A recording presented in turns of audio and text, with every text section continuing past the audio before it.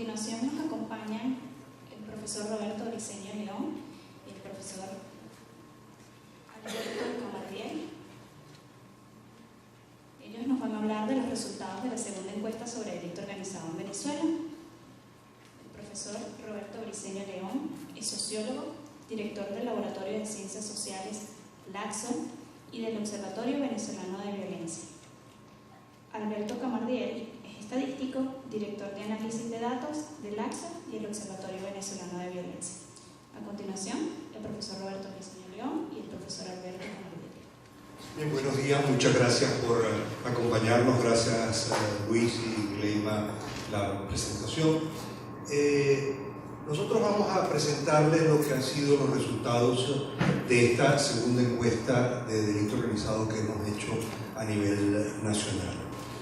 El estudio del delito organizado, la investigación sobre el delito organizado es algo bastante difícil de tomar y de hacer porque, como mencionaba Luis previamente, pues bueno, el delito organizado procura no mostrarse, no estar presente, y no es fácil hacer una investigación sobre aspectos y elementos de una sociedad que quedan como muy ocultos y no están. En las mejores condiciones es difícil, me refiero a condiciones en las cuales hay transparencia, hay datos, hay información, hay acceso a la estadística, hay acceso a archivos policiales. En esas condiciones, aún en esas condiciones, investigar no es el delito organizado, estudiarlo no es sencillo.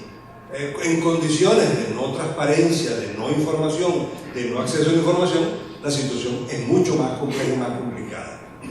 Ahí sencillamente hay dos maneras en las cuales se le entra a la investigación. Y cuando uno ve la forma de trabajo de la Oficina de Naciones Unidas sobre la droga y el crimen, ve que hay en general dos grandes aproximaciones. Hay una aproximación que es una aproximación policial, que es de inteligencia, que se hace de una manera muy importante en relación al delito organizado. Es un trabajo policial, un trabajo de inteligencia pequeño, cuidadoso, seguido, a largo plazo, y eso se hace para investigación, para delitos que pueden ser muy fuertes, muy terribles, como uno puede pensar en el tráfico de drogas o en el tráfico de personas, pero también para otros delitos que, por ejemplo, en muchas partes y en Europa son muy importantes, como el contrabando de cigarrillos. Contrabando de cigarrillos aparece en todos los informes de delito organizado como un elemento importante. Bueno, ¿por qué? Porque toda una red que lleva a lo que es algo que uno puede parecerle muy insignificante, pero resulta que poner esa cajetilla de cigarrillos en una calle de Italia que no ha pagado un impuesto, que entra de una manera ilegal, significa toda una red muy particular. Entonces, eso por un lado se hace desde el punto de vista de la inteligencia policial. Ahora hay otra forma de abordarlo, que es la que hacemos desde las universidades, que hacemos los investigadores científicos y que tiene que ver con la sociedad en la cual ese delito organizado está.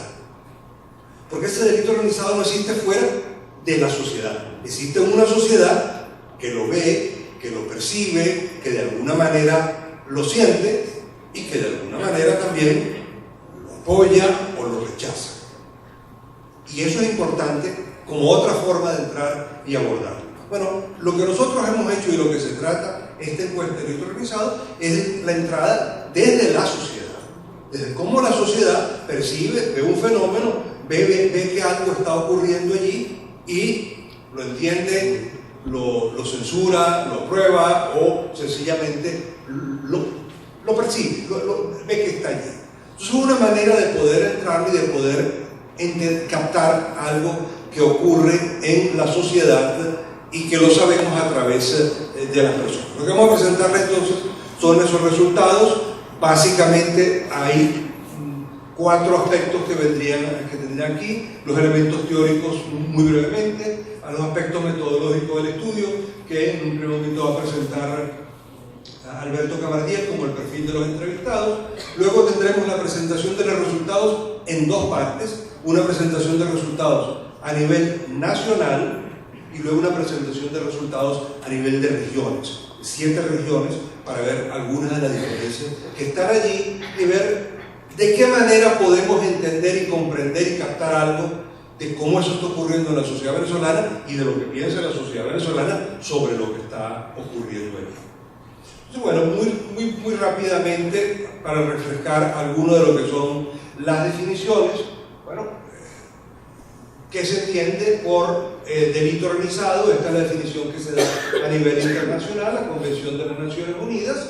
Bueno, un grupo estructurado de 3 o más personas que existe durante un cierto tiempo, que actúa concertadamente con el propósito de cometer un delito y obtener un beneficio económico.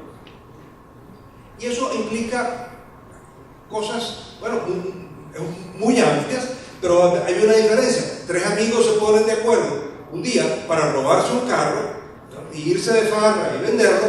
Bueno, 3 amigos se ponen de acuerdo, se roban un vehículo, se lo entregan a otro, lo desarman, lo venden y ya eso no pasa. Pero si esos 3 amigos deciden que lo vuelven a hacer y que lo repiten y lo vuelven a hacer, ya no estamos hablando de una pandillita aislada que comete un delito, sino de algo que se va manteniendo y se va estructurando, porque luego ese vehículo hay que entregárselo a alguien, alguien tiene que comprarlo, alguien tiene que cambiarle las placas o tiene que pintarlo. Entonces la organización que ahí se va dando es algo mucho más complejo.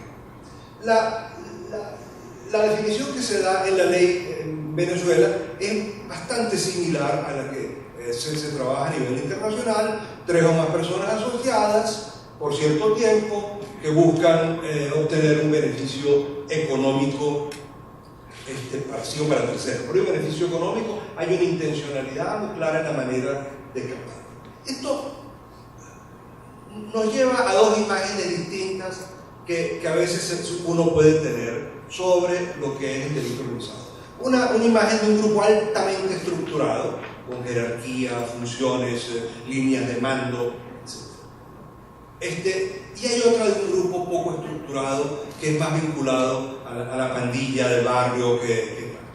Bueno, son como los 2 extremos. Lo que hemos notado y lo que estamos notando en Venezuela es que se ha ido avanzando mucho del grupo poco estructurado de la pandilla a unos grupos cada vez más estructurados, que no llegan a tener los niveles de organización tan sofisticados como pudieran tenerlo en México o que la hayan tenido en Colombia, pero que empieza a aproximarse y empiezan a tener ya grupos con un pie de fuerza muy grande, con cantidad de personas muy notables y con un conjunto de ramificaciones. Pero son como los dos extremos que están y que han ido evolucionando en esto en el país. Entonces, bueno, uno puede destacar 4 elementos: un grupo concertado, permanece en el tiempo, procura un beneficio económico y procura controlar un mercado, un determinado mercado, que pueden ser muy variados, pero en general procura controlarlo y por la vía, en general, de la fuerza, pero no necesariamente. Esto lleva entonces a 3 comparaciones, 3 elementos que quisiera destacar. Uno, que la violencia no es necesariamente un elemento constitutivo del delito organizado. Puede no serlo, inclusive el delito organizado, cuando logra imponerse, procura en general no usar la violencia o empieza a administrarla de una manera mucho más fina, mucho más sofisticada. En segundo lugar, sí usa la violencia o la amenaza de la violencia para controlar esos mercados. Y lo que sí es muy evidente en todo esto es que la expansión del delito organizado produce un contexto conflictivo en el cual la violencia se incrementa en la sociedad y empieza a mantener empieza a convertirse en el mecanismo regulador de las relaciones sociales, en sustitución de la ley y del Estado de Derecho. Nosotros lo que vimos y lo que nos llevó en el primer momento a insistir en este trabajo y en nuestra alianza, en la alianza que hemos desarrollado entre el ACSU y Paz Activa, es bueno, la relevancia que esto tiene en términos de violencia y de lo que ha sido algo muy significativo en el incremento de la violencia y los homicidios en Venezuela, que colocan al país como el segundo país más violento del mundo. Estos son nuestros estimados sobre lo que es el número de homicidios cometidos en el país y las tasas de homicidios que tenemos. Una tasa de 82, que es la tasa que nosotros desde las universidades nacionales sostenemos que hay en el país, es la segunda tasa más alta en el mundo. solamente superada por Honduras. De esa tasa no es fácil discernir cuánto está involucrado al delito organizado y cuánto puede ser el delito desorganizado, pero es una cifra notablemente alta que ocurre en el país, y llama a veces la atención porque también hay algunos cambios, pero eso no podemos detenernos aquí, en los patrones de asesinatos que muchas veces dejan de ser asesinatos únicos y empiezan a ser asesinatos de varias personas, 2, 3, 4 o más, y todo eso implica ya unos niveles de inserción del delito organizado en esta actividad o en este delito. Bien, vamos entonces a los aspectos metodológicos. Alberto los va a presentar de una manera general, básicamente cómo se hizo el estudio y los indicadores que hemos utilizado y un poco el perfil de los entrevistados, y luego retomamos ya con los resultados mencionados.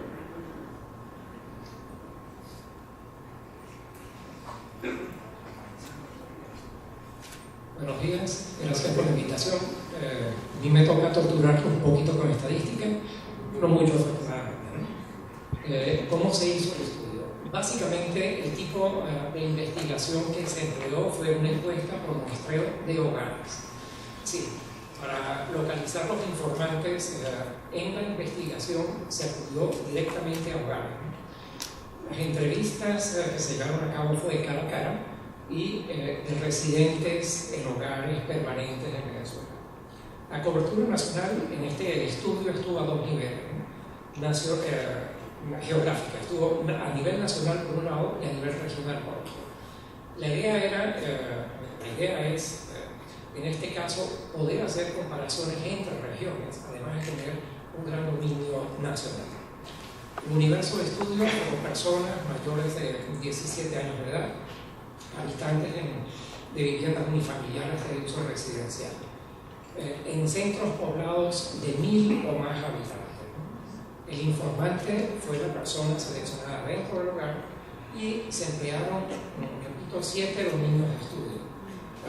Un dominio de estudio, en términos técnicos, significa aquella parte del universo sobre la cual se pueden hacer inferencias razonables, empleando métodos estadísticos. Así que aquí no solamente se puede inferir al país como tal, sino que se puede inferir también con cierto grado de precisión a cada una de las 7 regiones consideradas en la investigación. Las 7 regiones están aquí: capital, con 3 entidades, con 3 estados, distrito capital Vidal y Vargas, centro occidental, con 6 estados, Aragua, Carabobo, Ojeda, Lara, Falcón y Yaracuy, Andina con 3 estados, Táchira, Mérida, Trujillo, Llano con 4 estados, Apure, Barinas, Portuguesa, Guárico, la región zuliana solamente con el Zulia, nororiental, Anzoátegui, Monagas, Sucre, Nueva Esparta, y finalmente Guayana, Bolívar, Amazonas y del Norte. Esta estratificación de las entidades federales en el país se hizo empleando básicamente esquemas de división territorial empleado por distintas organizaciones gubernamentales, pero en este caso se le prestó especial atención a lo que se sabe sobre la presencia del delito organizado. De tal forma hubo algunos estados que se colocaron en forma distinta a lo tradicional. El marco de muestreo elaborado para poder seleccionar viviendas y por tanto hogares básicamente cumplió 2 fases. Una primera fase que empleó datos cartográficos del Censo de Población y Vivienda del año 2001, y sobre el resultado de esta cartografía se hizo una actualización en base un poco al conocimiento que se tiene sobre el último censo de población. El tipo de muestreo utilizado es reconocido como semiprobabilístico superior, por lo que denominamos un esquema de dinamización de la cuota muestral en la última etapa del diseño. La clase de muestreo fue estratificada en 3 etapas, en donde los estratos coinciden propiamente con las 7 regiones mencionadas anteriormente. En un muestreo estratificado, primero hay la selección de grandes conglomerados a nivel de estrato para lograr representación estadística a nivel de los estratos, es decir, a nivel de las regiones, y después se sigue profundizando en el método de selección hasta llegar a las viviendas y los hogares. En la primera etapa de selección hubo selección aleatoria sistemática de segmentos censales dentro de cada una de las regiones. De esta forma se logra asegurar representación proporcional de la muestra en todos los estados del país y en zonas también con distintos niveles socioeconómicos. La selección que se hizo fue empleando probabilidad proporcional al tamaño del segmento, y la medida que se empleó, la medida del conglomerado que se empleó para poder hacer esto fue el número de viviendas registradas en el operativo censal anteriormente mencionado. En la segunda etapa, dentro de cada segmento censal seleccionado, también de forma aleatoria y sistemática, se seleccionaron manzanas, en particular 2 manzanas. En la tercera etapa, dentro de cada manzana, se tomaron todas las viviendas incluidas en la manzana. Y dentro de cada vivienda se seleccionó a un informante calificado dentro del plan, es decir, un informante con más de 17 años de edad. En esta última etapa no se nombra que hay selección aleatoria. La selección realmente es sistemática, tratando de seguir la distribución por sexo y edad dentro de cada municipio de acuerdo al último censo de población y vivienda. El cuestionario que se empleó en la investigación se organizó en 6 secciones, ustedes tienen a la vista. Una primera en la cual se indagó sobre actividades del delito organizado, percepción de actividades del delito organizado por parte de los informantes dentro de su región y en su comunidad, percepción también de quiénes son los actores responsables o causantes del delito organizado dentro de su región. Una tercera sección en la cual se trató de obtener la percepción de las personas respecto de cómo consideran las respuestas del Estado. En particular, 4 características se trataron de delimitar. 1, el Estado ausente. 2, el Estado creador de oportunidades para el delito organizado. Y 3, el Estado como cómplice o propiciador del delito organizado. En la cuarta sección se evaluaron las percepciones que tenían las personas sobre facilitadores del delito organizado en su región. Y aquí distinguimos entre facilitadores de tipo económico, facilitadores de tipo moral o de carácter normativo, facilitadores también de tipo moral pero que han cambiado en el tiempo, facilitadores de impunidad y la droga como facilitador de delito y las implicaciones que podría tener la legalización de la misma. En la quinta sección se preguntó sobre victimización del informante o de algún miembro del hogar del que forma parte el informante, y en la sexta sección se consideraron respuestas de la sociedad. En total hay aproximadamente 27 preguntas para un total de 105 marcas, sin tomar en cuenta las preguntas sociodemográficas que permiten contextuar la investigación.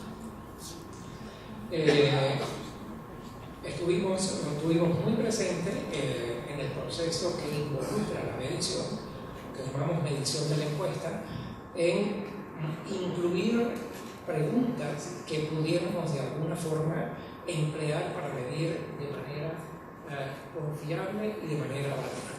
Una preocupación realmente en la estructuración del cuestionario. Básicamente, el cuestionario proporcionó datos de 2 tipos: datos factuales, es decir, hechos y eventos que se pueden verificar objetivamente, y mayormente estados subjetivos. Las preguntas generadoras de datos factuales fueron la victimización del informante o de algún miembro del hogar, los cambios experimentados en la rutina habitual del imputado a causa del temor de ser víctima del delito violento, y en tercer lugar las 14 preguntas sociodemográficas incluidas en el cuestionario. El resto de las preguntas básicamente fueron preguntas que generaron datos para medir estados subjetivos, ¿no? En particular conocimientos, percepciones, sentimientos y juicios de valor. Para la medición de la encuesta, en esta en particular, un tanto a diferencia de la encuesta anterior, empleamos medidas de constructos utilizando múltiples ítems. La facilidad de emplear múltiples ítems cuando se trata de evaluar estados subjetivos tiene la ventaja de que permite medir con mayor detalle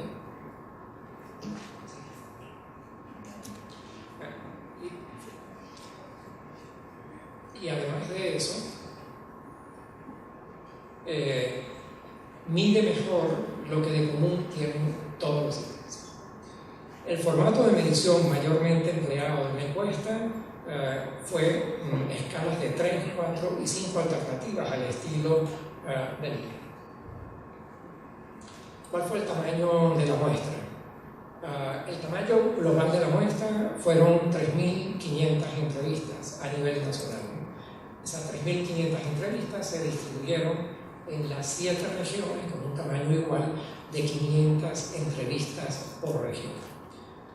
Aquí hay un punto importante: si uno va a describir el país completo, pues tendríamos que cambiar esta distribución igual de registros en la base de datos. Sabemos que cada una de las distintas regiones consideradas no representan partes iguales de la población global de Venezuela. En particular, Guayana se lleva un 5% de la población, los llanos 9%, la región andina 10%, la región zuliana 11%, nororiental 14%, la región capital 22% y la centro-occidental 28%. Así que para poder describir el país tuvimos que utilizar pesos o ponderaciones que permiten tener un análisis de los resultados considerando la distribución verdadera poblacional del país. Para poder comparar entre regiones sí que utilizamos los 500 datos proporcionados por cada una de las distintas regiones. El periodo de recolección de la información se llevó a cabo prácticamente un mes y medio, del 17 de julio al 23 de agosto.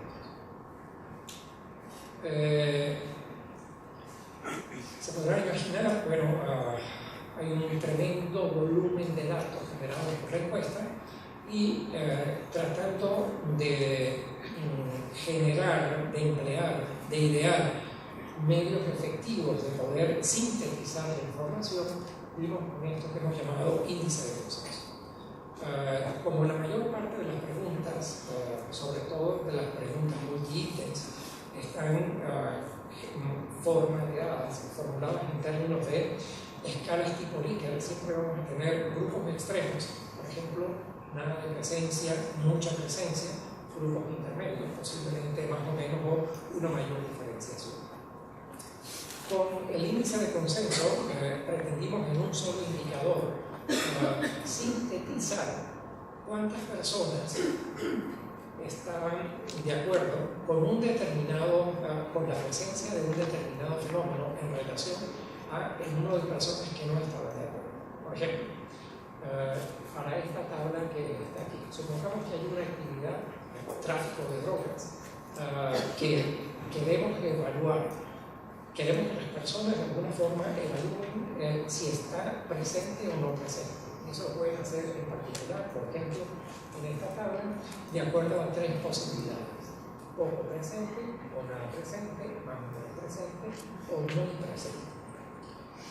Por supuesto, lo que terminamos registrando de forma sintética para cada actividad es el porcentaje de presencia que consideran las personas. Bueno, el índice de consenso en particular lo construimos, lo calculamos para esta situación dividiendo el porcentaje de mucha presencia entre el porcentaje de poca presencia.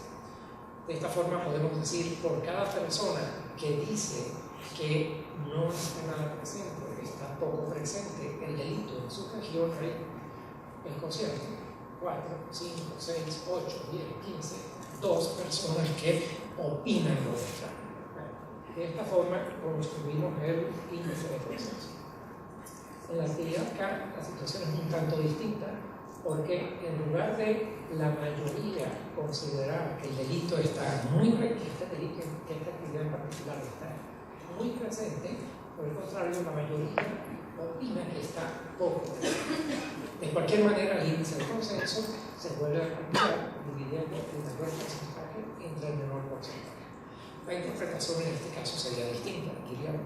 Por cada persona que opina que esta actividad está muy presente, hay, bueno, el resultante del cociente, 2, 3, 4, 5, 6, lo que sea, que está nada o poco presente. Estas son las fórmulas particulares. La interpretación ya lo mencioné anteriormente. ¿Cómo interpretamos este índice de consenso? Bueno, dependiendo de los valores, hablamos de consenso o hablamos de disenso. Por ejemplo, en esta situación, la pregunta particular decía: ¿qué tan de acuerdo está usted con que el delito organizado en su región es causado por la actividad de los siguientes grupos? Pandillas, mafias y bandas. El 18% de los informantes consideró que nada de acuerdo en que el delito organizado estaba causado por pandillas, mafias y bandas en su región. Por el contrario, el 51% opinó estando muy de acuerdo en relación a la presencia de estos grupos como causantes del delito organizado. En este caso, te diría, por cada persona que manifiesta nada de acuerdo, hay 2,8 personas, es decir, aproximadamente 3 personas, que manifiestan lo contrario, que manifiestan que están muy de acuerdo con que estos grupos son causantes del delito organizado. En este caso decimos que hay consenso hacia el mucho acuerdo. En la situación opuesta, por ejemplo, la última línea, el 62% considera dice que no está nada de acuerdo con que la guerrilla sea causante del delito organizado en sus regiones. Y el 19% opina lo contrario. El cociente en este caso, si el índice de consenso entre el 62 y 18 es 3,3. ¿Sí? En este caso decimos también que hay consenso, pero consenso hacia el desacuerdo. El desacuerdo en qué afirmación, en que la guerrilla es causante del delito organizado en esta región. La línea intermedia, colectivos armados, del 9% no está nada de acuerdo con que es causante del delito, el 44% sí está de acuerdo. El cociente entre el mayor sobre el menor es 1.5, y en este caso hablamos de que hay disenso.